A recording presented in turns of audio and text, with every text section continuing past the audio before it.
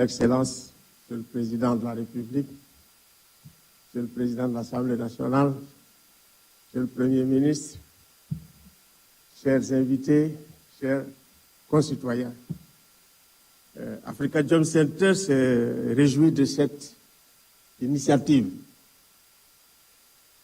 Ce moment, pour nous, c'est un moment historique. C'est un moment exceptionnel de communion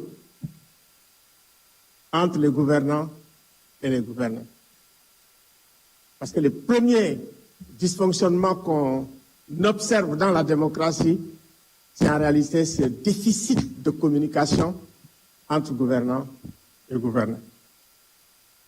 C'est un moment essentiel aussi parce que c'est un moment de construction de la confiance dans une démocratie à la fois délibérative et dans une démocratie participative. Ça nous renvoie d'ailleurs à Athènes. Donc, c'est un moment extrêmement important. Revenir aussi sur les problèmes que nous avons de façon récurrente. On ne peut pas améliorer la démocratie sénégalaise sans renforcer la culture des droits de l'homme, sans respecter les droits humains et les libertés fondamentales, sans considérer les acteurs des droits humains comme des amis quand on est dans l'opposition et en faire des mal-aimés quand on est au pouvoir. Je pense que ce sont des acteurs à part entière qu'il faut prendre tels qu'ils sont dans leurs fonctions critiques. Parce que dans les deux précédents pouvoirs que nous avons, après les changements de régime, ce que nous avons observé depuis le président Wade, vous m'excusez, c'est la faiblesse et l'affaiblissement des institutions des droits de l'homme. Dans le Comité sénégalais des droits de l'homme, par exemple. Donc, renforcer les institutions des droits de l'homme, ce qui a été fait avec la création de la Commission nationale des droits de l'homme, c'est important. C'est important parce que pendant la crise que nous avons traversée, le premier problème que nous avons, c'est qu'il fallait faire une enquête impartiale de tout ce qui s'est passé, et la meilleure institution pour le faire, et qui ne l'a pas fait, c'est l'Institution nationale des droits de l'homme. La crise de 2021 et de 2024. Dans un pays où ça marche, c'est l'Institution nationale des droits de l'homme qui fait le point, qui établit les responsabilités après une enquête impartiale, après une enquête professionnelle. Je pense que ce n'est pas trop tard encore pour le faire.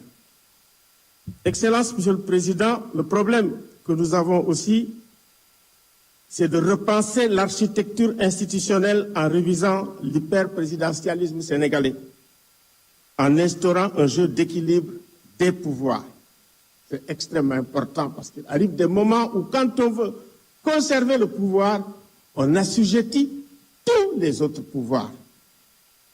On assujettit tous les autres pouvoirs. Et ça, c'est un problème.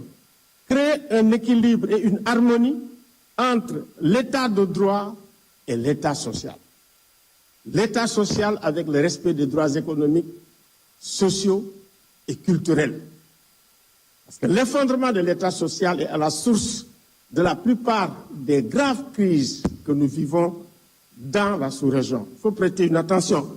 En réalité, c'est le modèle libéral qui a carrément fait effondrer l'état libéral, pas seulement en Afrique, mais un peu partout dans le monde. Construire un État impartial. Parce qu'en réalité, notre problème aussi, c'est cette espèce de permanence de l'État partisan depuis l'indépendance. Bref, voilà.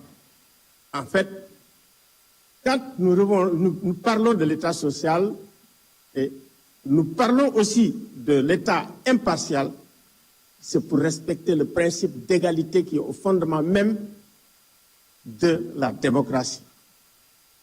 l'égalité dans l'accès à la fonction publique, je pense que c'est une question qui mérite d'être étudiée. Merci.